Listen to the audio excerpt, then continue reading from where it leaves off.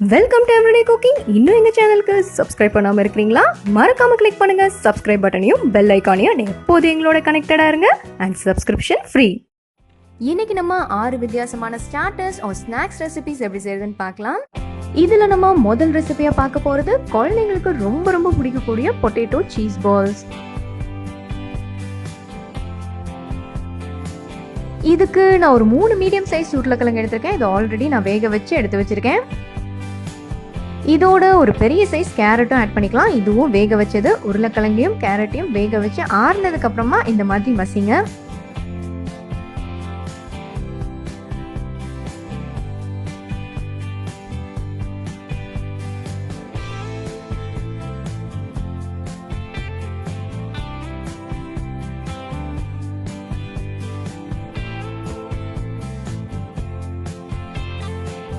இதோ சூப்பரா மசிச்சாச்சு. இதோட தேவையான அளவு உப்பு, 1 இல்லைன்னா 2 நறுக்கின பச்சை மிளகா, 1/2 டீஸ்பூன் இஞ்சி பூண்டு விழுது, 1/2 teaspoon chilli flakes, 1/2 teaspoon oregano,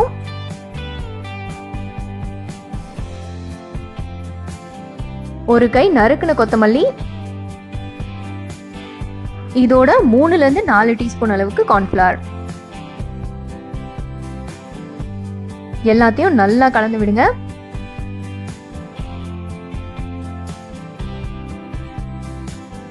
நல்லா மிக்ஸ் பண்ணியாச்சு. இப்போ இதுல இருந்து ஒரு உருண்டை எடுத்துக்கலாம்.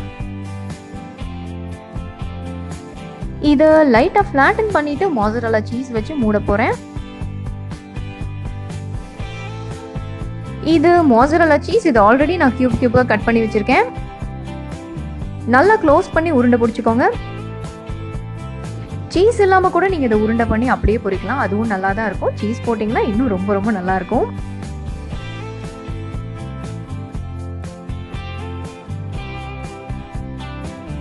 இதோ நம்மளோட உருண்டைகள்லாம் ரெடி. அண்ட் இந்த மாதிரி கட்லெட் டைப்பா நீங்க எண்ணெயில போட்டு பொரிக்கணும் அப்படின்னா உங்களுக்கு 2 விஷயம் ரொம்ப ரொம்ப முக்கியம். ஒன்று இந்த ஸ்லரி, அதாவது 2 டேபிள் ஸ்பூன் அளவுக்கு கார்ன்ஃபிளவர் எடுத்துக்கோங்க. கொஞ்சமா தண்ணி ஊற்றி கரைச்சி வச்சுக்கோங்க. இந்த லிக்விட் ரொம்ப முக்கியம். இதான் நம்மளோட ஃபர்ஸ்ட் கோட்டிங்.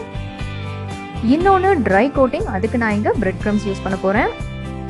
எல்லா உருண்டைகளையும் கார்ன்ஃப்ளவர் மிக்ஸில் டிப் பண்ணி பிரெட் க்ரம்ஸில் உருட்டி எடுத்து வச்சுக்கோங்க. பிரெட் க்ரம்ஸ் இல்லாதவங்க ரஸ்கை பொடி பண்ணி யூஸ் பண்ணலாம். இல்லைனா பிரெட்டை லைட்டாக டோஸ்ட் பண்ணிவிட்டு அதை கூட பொடி பண்ணி யூஸ் பண்ணலாம். இந்த பிரெட் ஐட்டம்ஸ் தவிர ரவையை யூஸ் பண்ணி பாருங்கள். கொஞ்சம் நல்லா வித்தியாசமாக இருக்கும். அண்ட் அது இல்லைனா கார்ன்ஃப்ளேக்ஸ் இருக்குது. கார்ன்ஃப்ளேக்ஸை நல்லா பொடி பண்ணி இதே மாதிரி உருட்டி யூஸ் பண்ணலாம். சேமியாவை கூட யூஸ் பண்ணலாம். பட் லைட்டாக மிக்சியில் அடிச்சுட்டு அதுக்கப்புறம் கோட் பண்ணுங்க. அப்போ தான் நல்லா ஃபுல்லாக கோட் ஆகும். இல்லைனா அங்கங்கே இருக்கிற மாதிரி இருக்கும். இதோ நம்மளோட உருண்டைகள்லாம் ரெடி. இதை பொரிச்சு எடுத்துடலாம். நல்லா சூடான ஆயிலில் மீடியம் ஃப்ளேமில் பொறுமையாக பொரிச்சிடுங்க. ஆயிலில் போட வேண்டாம்னு நினைக்கிறவங்க கொஞ்சம் தட்டையாக கட்லெட் மாதிரி இதை ரெடி பண்ணிட்டு தோசைக்கல்ல சுட்டு எடுத்துருங்க.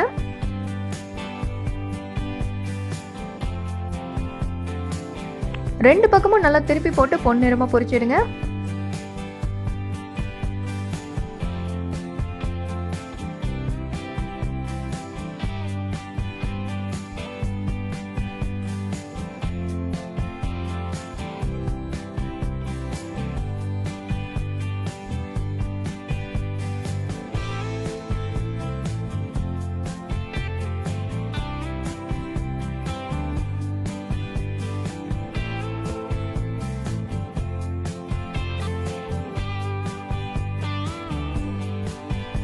இதோ நம்மளோட உருண்டைகள்லாம் சூப்பராக ரெடி ஆயிடுச்சு. வெளியே எடுத்துடலாம்.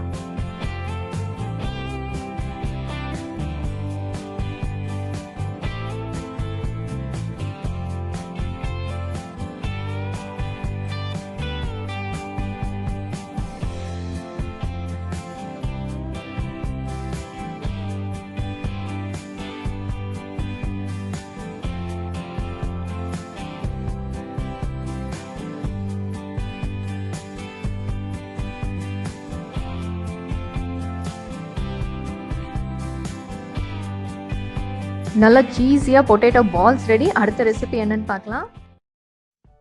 நம்ம பார்க்க போகிறது கிறிஸ்பி ரவா கட்லெட்.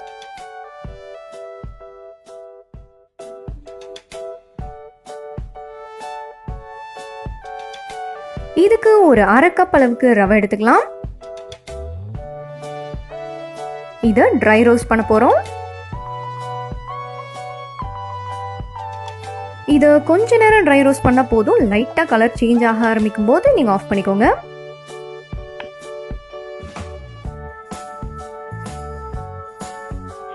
ரவை நல்லா வறுபட்டுருச்சு. அடுத்ததாக பேனில் நம்ம தண்ணியை கொதிக்க விட போகிறோம். 1.5 கப் அளவுக்கு தண்ணி எடுத்துக்கோங்க. 1/2 கப் ரவைனா 1.5 கப் தண்ணி. தண்ணி நல்லா கொதிக்கட்டும்.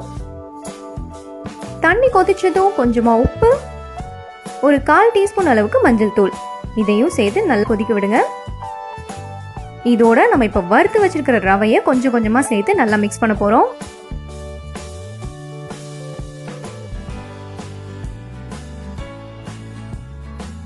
இது லோ ஃப்ளேமுக்கு கொண்டு வந்து நல்லா கட்டி விழாமல் கிளறிட்டே வாங்க. இப்போ இதை ஒரு மூடி போட்டு கொஞ்ச நேரம் வேக விட்டுடலாம். இதோ ரவை நல்லா திக்காயிடுச்சு. இந்த ஸ்டேஜில் ஸ்டவ் ஆஃப் பண்ணிக்கோங்க. அடுத்ததாக இதை நல்லா ஆற விடணும்.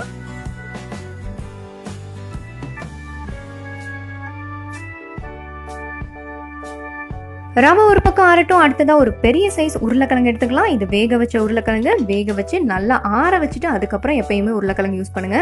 இதை நல்லா மசிச்சுக்கோங்க. உருளைக்கிழங்கு நல்லா மசிச்சாச்சு. அடுத்ததான் நம்ம கிண்டி வச்சிருக்கிற ரவையை இதோட சேர்த்துடலாம். இதோட 1 இல்லைனா 2 நறுக்கின பச்சை மிளகாய், 1 டீஸ்பூன் அளவுக்கு சீரகம், கொஞ்சமா கொத்தமல்லி இலை, 1 டீஸ்பூன் இஞ்சி பூண்டு விழுது, 1 டீஸ்பூன் மிளகாய் தூள், தேவையான அளவு உப்பு, 1/2 டீஸ்பூன் சாட் மசாலா. இதோட பைண்ட் ஆகிறதுக்காக 2 டேபிள் ஸ்பூன் அளவுக்கு கார்ன்ஃப்ளவர். இப்போ இதெல்லாம் நல்லா மிக்ஸ் பண்ண ஆரம்பிங்க.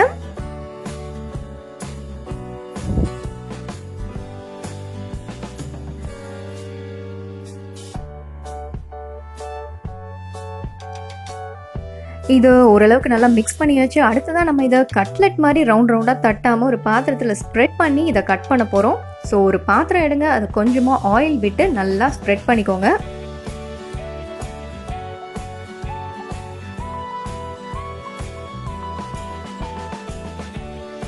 அடுத்ததாக நம்ம பொட்டேட்டோ ரவா மிக்ஸை இதில் போட்டு ஓரளவுக்கு ஷேப் பண்ணிக்கலாம்.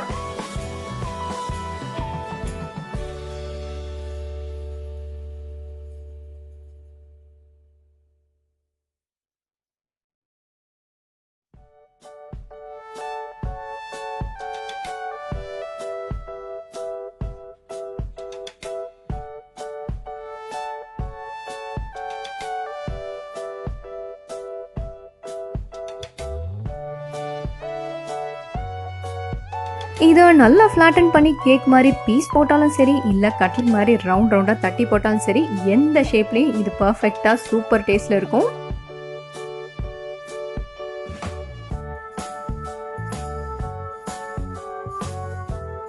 இதோ நம்ம பீசஸ்லாம் ரெடி ஆயிடுச்சு. அடுத்ததாக கொஞ்சமாக ஆயில் விட்டு இதை ஷாலோ ஃப்ரை பண்ண போகிறோம். நல்லா 2 பக்கமும் திருப்பி போட்டு நல்லா கோல்டன் ப்ரௌனாக ஃப்ரை பண்ணிவிடுங்க.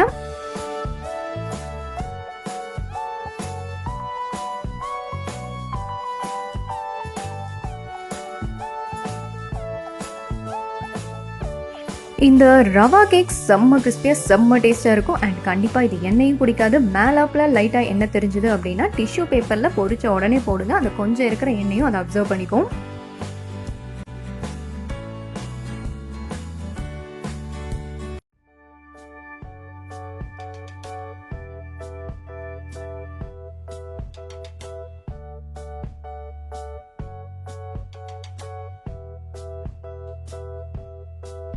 கட்லெட்ஸ் இங்க சூப்பராக ரெடி ஆயிடுச்சு. அடுத்ததான் நம்ம பார்க்க போகிறது காலிஃப்ளவர் 65. இதுக்கு ஒரு மீடியம் சைஸ் காலிஃப்ளவர் எடுத்துக்கலாம். இந்த மாதிரி சின்ன சின்னதாக சாப் பண்ணுங்க. அண்ட் தண்ணியில் ஒரு 2லேருந்து 3 நிமிஷம் பிளான்ச் பண்ணி எடுங்க. இது ரொம்ப வெந்துடக்கூடாது. ஒரு 2லேருந்து 3 நிமிஷம் ஜஸ்ட் கொதிக்க வச்சு வெளியே எடுத்துருங்க. சின்ன சின்ன பூச்சி புழு இருந்தால் கூட நீங்கள் பிளான்ச் பண்ணும்போது அது தானாக வெளியே வந்துடும். நீங்கள் அதை வெளியே எடுத்துடலாம் தனியாக. இதோ காலிஃப்ளவர்லாம் பிளான்ச் பண்ணியாச்சு. கொஞ்சமாக இதை ஆறட்டும். அடுத்ததாக இதோட மாவெல்லாம் ஆட் பண்ணிக்கலாம். 1 டேபிள் ஸ்பூன் அளவுக்கு அரிசி மாவு, 2 டேபிள் ஸ்பூன் அளவுக்கு கார்ன்ஃப்ளவர் அண்ட் 3 டேபிள் ஸ்பூன் அளவுக்கு மைதா. 3 டேபிள் ஸ்பூன் மைதானா 2 table spoon cornflour, 1 table spoon அரிசி மாவு. இதோட நம்ம 1 டீஸ்பூன் இஞ்சி பூண்டு விழுது ஆட் பண்ணிக்கலாம். தேவையான அளவு உப்பு அண்ட் 1 டீஸ்பூன் அளவுக்கு மிளகாய்த்தூள். மிளகாய்த்தூள் உங்கள் காரத்துக்கு தகுந்த மாதிரி கூடவோ குறைவோ ஆட் பண்ணிக்கோங்க. இப்போ இதை நல்லா பெசருங்க. கொஞ்சமாக தண்ணி தெளிச்சிட்டு பிசைங்க.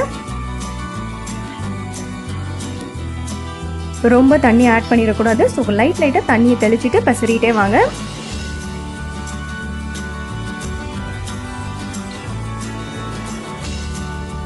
இது காலிஃப்ளவரோட மசாலாலாம் நல்லா பெசரியாச்சு. இப்போ அதை அப்படியே ஒரு டைட்டான கண்டெய்னரில் அடைச்சி ஃப்ரீசரில் ஒரு அரை மணி நேரம் போடுங்க. இப்படி போடுறதால மசாலா நல்லா டைட்டாக காலிஃப்ளவரோட ஒட்டிக்கும்.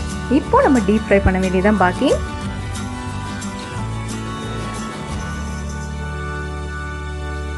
இதை நீங்கள் ஃப்ரீஸ் பண்ணாமல் வறுத்தீங்க அப்படின்னா மசாலா காலிஃப்ளவர்லேருந்து பிரியறதுக்கான சான்சஸ் இருக்குது. இந்த மாதிரி வறுத்தீங்கன்னா நல்லா கடையில் உள்ள காலிஃப்ளவர் 65 மாதிரியே சூப்பராக வரும். இப்போ நீங்கள் இதை பொன்னிறமாக வறுத்தெடுங்க.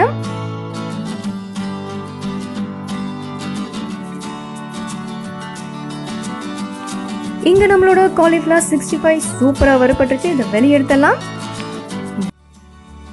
ஸோ நம்மளோட காலிஃப்ளவர் 65 இங்கே சூப்பராக ரெடி ஆயிடுச்சு. அடுத்ததான் நம்ம ஆனியன் சமோசா செய்ய போகிறோம். ஒன்று மைதா வச்சு அண்ட் இன்னொன்று கோதுமை வச்சு.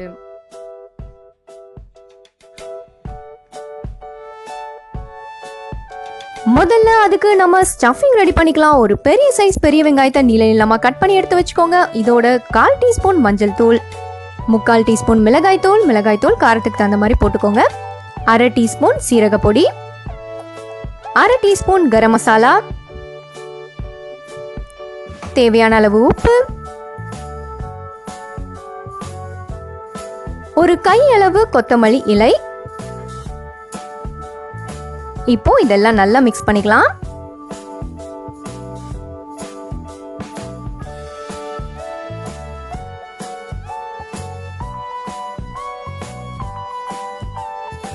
நம்ம ஆனியன் ஸ்டஃபிங் ரெடி. இதை ஒரு பக்கம் எடுத்து வச்சுக்கோங்க. அடுத்ததான் நம்ம மாவு பிசைய ஆரம்பிக்கலாம். ஃபர்ஸ்ட் நம்ம ஸ்ட்ரீட் ஸ்டைல் சமோசாக்கு பிசையலாம். 1/2 கப் அளவுக்கு மைதா எடுத்துக்கோங்க. இதோட 3 டேபிள் ஸ்பூன் அளவுக்கு கார்ன்ஃப்ளவர் ஆட் பண்ணுங்க. தேவையான அளவு உப்பு, 2 இல்லைனா 3 டேபிள் ஸ்பூன் அளவுக்கு எண்ணெய். நல்லா பெசரிக்கோங்க. தேவையான அளவு தண்ணி ஊற்றி இப்போ நல்ல ஸ்மூத்தான மாவை நம்ம பிசைஞ்சு வச்சுக்கலாம். மாவு நல்லா சேர்ந்து வந்துருச்சு. இந்த ஸ்டேஜில் 1 டேபிள் ஸ்பூன் அளவுக்கு எண்ணெய் ஊற்றி இன்னும் நல்லா பிசைங்க.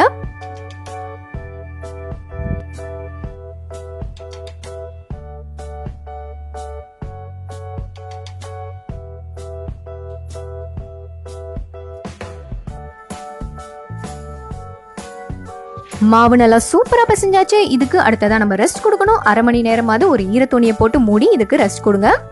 அடுத்ததான் ஒரு 3 டேபிள் ஸ்பூன் அளவுக்கு மைதா எடுங்க. கொஞ்சமா தண்ணி விட்டு நல்லா கலந்து வச்சுக்கோங்க.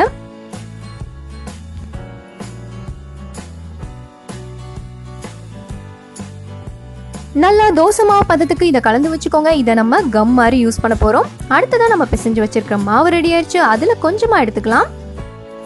இதை நம்ம இப்போ நல்லா உருட்ட போறோம்.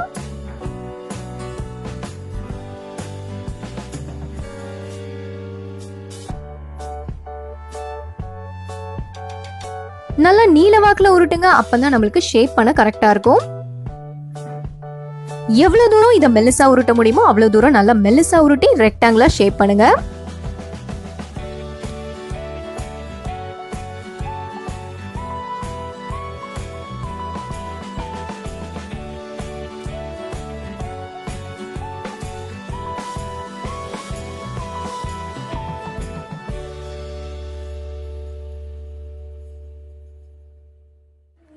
இது சூப்பரா ஷேப் பண்ணியாச்சு. பட் நம்ம இதை அப்படியே யூஸ் பண்ண முடியாது. ஒரு ஹாட் டவால இதை லைட்டா சூடு பண்ண போறோம்.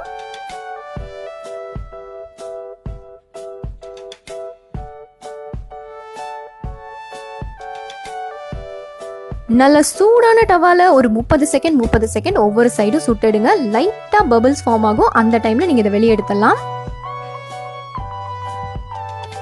இதோ நம்மளோட சமோசா ஷீட் ரெடி. அடுத்ததான் நம்ம இதை ஷேப் பண்ணி ஃபில் பண்ண வேண்டியதான் பாக்கி. நம்ம செஞ்சு வச்சிருக்கிற அந்த பேஸ்ட் எடுத்து ஓரம் எல்லாம் நல்லா தேய்ச்சி விடுங்க.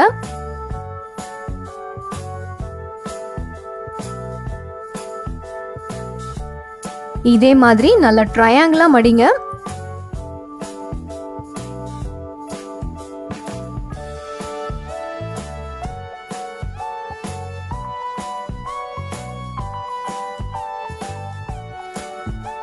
நல்லா ட்ரையாங்கிளா மடிச்சு ஒரு கோன் மாதிரி ஃபார்ம் பண்ணுங்க. இப்போ நம்ம இதுக்குள்ள ஆனியன் ஸ்டஃபிங்ஸ் வைக்கலாம்.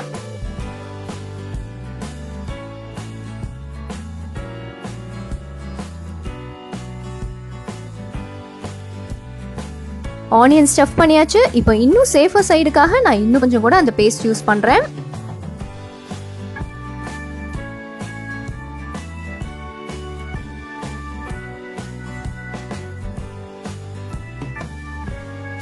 இதோ நம்மளோட மைதா சமோசா ஃப்ரை பண்ண ரெடி ஆயிடுச்சு. அடுத்ததா நம்ம கோதுமை மாவுல எப்படி சமோசா செய்யறதுன்னு பார்க்கலாம். ஒரு 1/2 கப் அளவுக்கு கோதுமை மாவு எடுத்துக்கோங்க.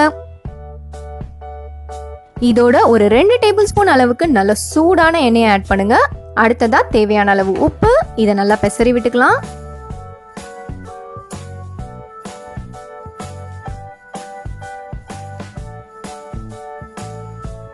சோ அடுத்ததா நம்ம தேவையான அளவு பால் ஊத்தி இதை நல்லா பிசைஞ்சுக்க போறோம்.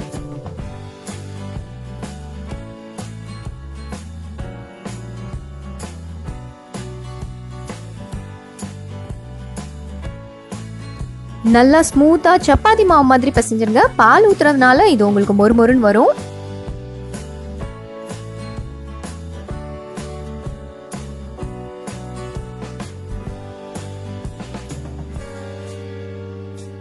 நம்ம கோதுமை சமோசாக்கு மாவு ரெடி. இதுக்கும் நம்ம ஒரு 1/2 மணி நேரம் ரெஸ்ட் கொடுக்கணும். சோ ஈர துணியை போட்டு மூடுங்க. ஒரு 1/2 மணி நேரம் இதை அப்படியே விடுங்க.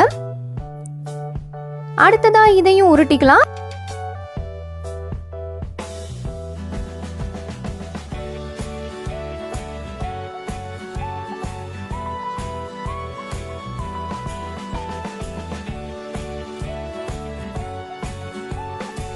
இதையும் நம்ம தின்னா உருட்டி நல்லா ரெக்டாங்குலா ஷேப் பண்ண போறோம்.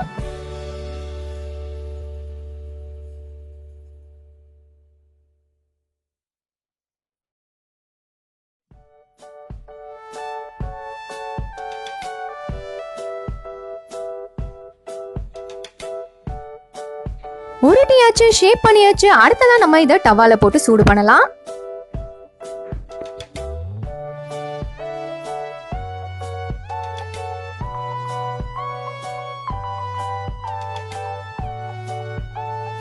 சின்ன சின்ன பபிள்ஸ் வர வரைக்கும் நம்ம 2 பக்கமும் சூடு பண்ணி எடுக்கணும்.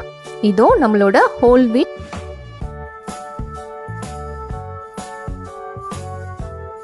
அடுத்ததா நம்ம ரெடி பண்ணி வச்சிருக்கிற அந்த பேஸ்ட ஓரெல்லாம் நல்லா தடவி விடுங்க.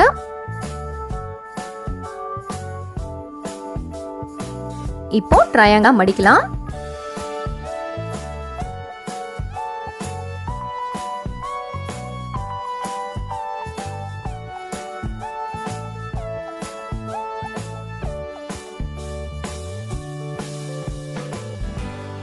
கோன் ஃபார்ம் பண்ணியாச்சு. அடுத்ததா நம்ம ஆனியன் ஸ்டஃபிங் அதுக்குள்ள வச்சிடலாம்.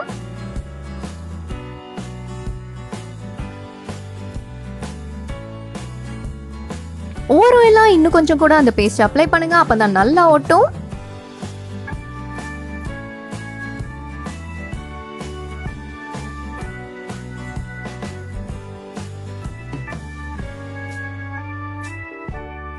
இதோ நம்மளோட கோதுமை சமோசா கூட ஃப்ரை பண்ண சூப்பரா ரெடி ஆயிடுச்சு. அடுத்ததா நம்ம சமோசாஸ் எல்லாத்தையும் ஆயில்ல போட்டு ஃப்ரை பண்ண வேண்டியதுதான் பாக்கி.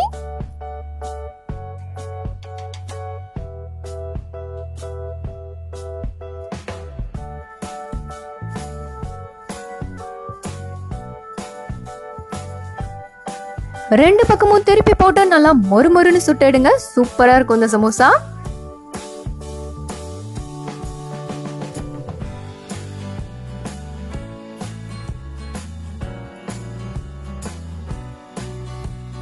ரெண்டு சமோசாவும் இங்க சுட சுட சூப்பரா ரெடி ஆயிடுச்சு. இதை வெளியே எடுத்துடலாம்.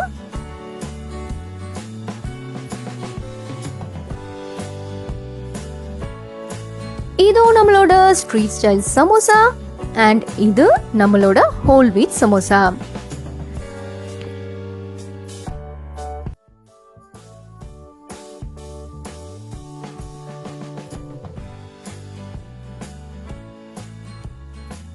சமோசா சிங்க சூப்பராக ரெடி ஆயிடுச்சு. அடுத்ததான் நம்ம கிறிஸ்பி ஸ்வீட் கார்ன் எப்படி செய்யறதுன்னு பார்க்கலாம். 1 கப் ஸ்வீட் கார்ன் எடுத்துக்கோங்க. ஸ்வீட் கார்னை ஃபர்ஸ்ட் நம்ம வேக வச்சு எடுக்கணும். ஸோ தேவையான அளவு தண்ணி அண்ட் தேவையான அளவு உப்பு சேர்த்து இதை ப்ரெஷர் குக் பண்ணி எடுத்துக்கலாம். இதை ஒரு 3லேருந்து 4 விசில் விடுங்க. நல்லா பர்ஃபெக்டாக வெந்துடும். இதோ இது ரெடி ஆயிடுச்சு. இப்போ தண்ணியை வடிகட்டி இதை எடுத்துக்கோங்க. இதோ நம்மளோட வேக வச்ச 1 கப் ஸ்வீட் கார்ன். இதோட நான் இப்போ வரிசையாக சொல்றதெல்லாம் சேர்க்க ஆரம்பிங்க. ஒரு அரை லெமன் புழிஞ்சு விடுங்க. ஒரு சின்ன துண்டு வெங்காயம் நல்லா பொடி பொடியாக நறுக்குனது, கொஞ்சமா கொத்தமல்லி பொடி பொடியாக நறுக்குனது, ஒரு சின்ன பச்சை மிளகாய் அந்த விதையெல்லாம் எடுத்துட்டு குட்டி குட்டியாக நறுக்கி இதோட ஆட் பண்ணுங்க. மிளகு பொடி 1 teaspoon, bread crumbs 2 table spoon,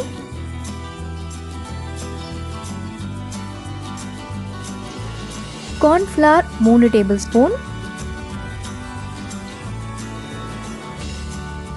1 teaspoon oil,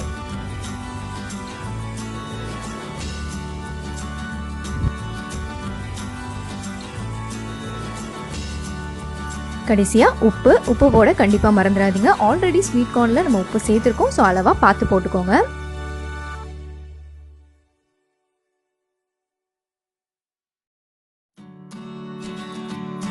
இதை இப்போ நல்லா மிக்ஸ் பண்ணிக்கோங்க. மிக்ஸ் பண்ணிட்டு இன்னொரு டேபிள் ஸ்பூன் கார்ன்ஃப்ளவரும் இதோட சேர்த்து மிக்ஸ் பண்ணுங்க. அப்பதான் ஒரு நல்ல கோட்டிங் கிடைக்கும்.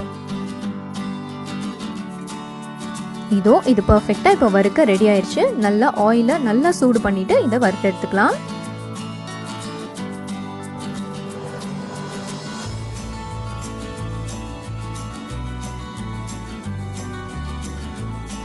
இது ஒரு ஸ்டேஜில் நல்லா புஷ்ஷன் ஆகும். அந்த ஸ்டேஜில் இது நல்லா பர்ஃபெக்டாக கிறிஸ்பி ஆயிடுச்சுன்னு அர்த்தம். இதோ இந்த மாதிரி புஷ்ஷன் வரணும். அது வரைக்கும் நீங்கள் ஆயிலில் ஃப்ரை பண்ணணும்.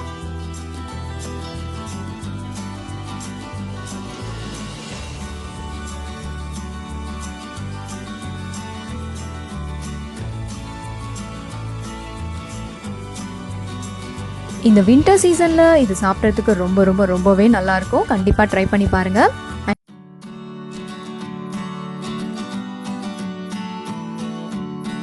So crispy sweet corn ready. ஃபைனலாக நம்ம பார்க்க போகிறது பேபி கார்ன் மஞ்சூரியன். ஒரு கடாயில் 2 டீஸ்பூன் ஆயில் சேர்த்துக்கலாம். 4லேருந்து 5 பூண்டை சின்னதாக நறுக்கி போடுங்க. அதில் நல்லா இந்த பூண்டை வதக்கிக்கோங்க. வதக்குனதும் ஒரு 2 ஆனியன், ஒரு 2 பெரிய வெங்காயம் சின்னதாக, அதையும் நல்லா சின்னதாக சாப் பண்ணி இதோட சேர்த்துக்கோங்க. இதை நல்லா இப்போ வதக்கிக்கணும்.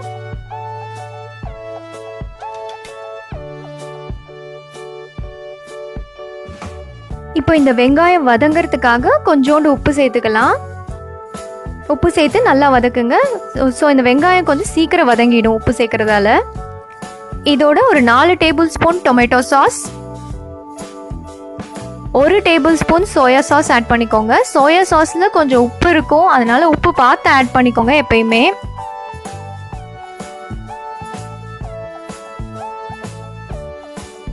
இதோட க்ரீன் சில்லி சாஸ் ஒரு 1.5 டேபிள் ஸ்பூன் சேர்த்துக்கலாம்.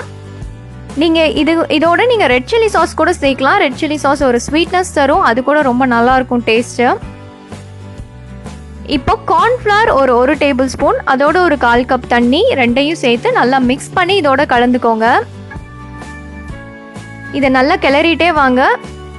இது சீக்கிரமாகவே திக்காயிடும், அதனால லோ ஃப்ளேம் வச்சு நல்லா கிளறிட்டே வாங்க.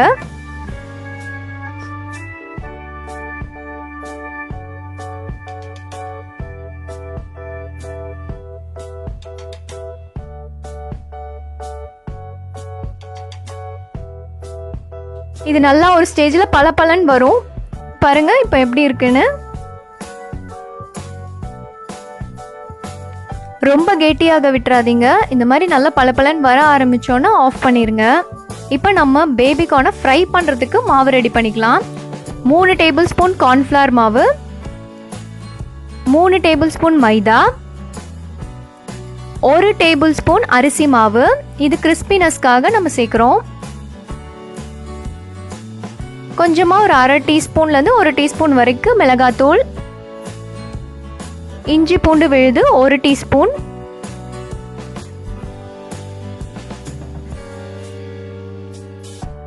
தேவையான அளவு உப்பு. இதோட தேவையான அளவு தண்ணி சேர்த்து நல்லா தோசை மாவு மாதிரி நல்லா பிசைஞ்சுக்கோங்க. ரொம்ப தண்ணி ஆக்கிட வேண்டாம், ஓரளவுக்கு இந்த மாதிரி கெட்டியாக பிசைஞ்சுக்கோங்க. இதோட நம்ம கட் பண்ணி வச்சுருக்கிற பேபிகார்ன் ஆட் பண்ணிக்கலாம். ஒரு 10 பேபிகார்ன் நாங்கள் எடுத்திருக்கோம். நல்லா கட் பண்ணி இதோட ஆட் பண்ணியாச்சு. இப்போ இதை நல்லா மசாலா எல்லா பேபிகார்ன்லேயும் படுற மாதிரி நல்லா பசரிக்கோங்க.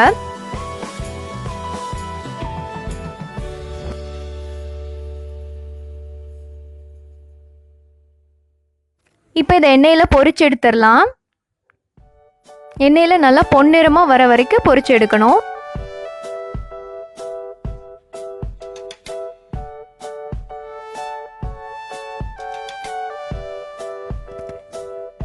இது இப்போ நல்லா கோல்டன் ப்ரௌன் ஆயிடுச்சு. இந்த ஸ்டேஜில் நீங்கள் எடுத்துடலாம்.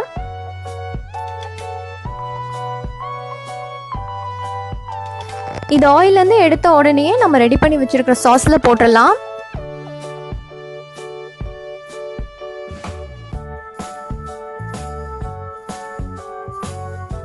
இதை நல்லா மிக்ஸ் பண்ணுங்க. சாஸோட நல்லா மிக்ஸ் ஆகணும். நல்லா கிளறிக்கோங்க.